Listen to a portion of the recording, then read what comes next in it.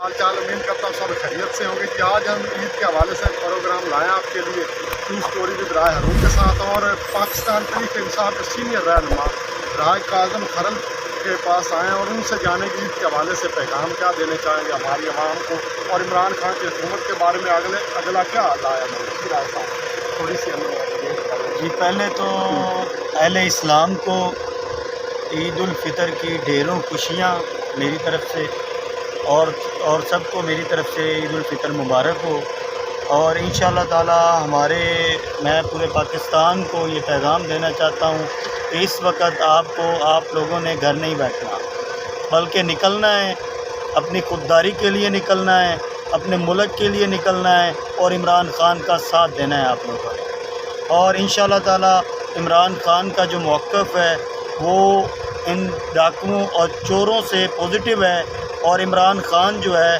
उसकी सरबराही में पाकिस्तान इंशाअल्लाह तरक्की करेगा। ये खुददार कौम है, हम गुलामी नहीं करते, हम किसी की गुलामी नहीं मानते।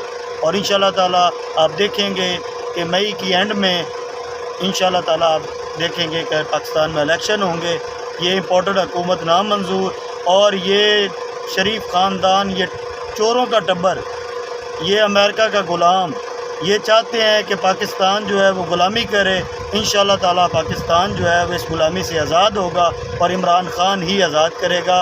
मैं सारे पाकिस्तान को दोबारा अपील करता हूँ कि इमरान खान के जलसे में जाएं, हर जगह पे एहतजाज रिकॉर्ड करें और इस इम्पोर्टेंट हुकूमत के ख़िलाफ़ खड़े हों। पाकिस्तान जिंदाबाद।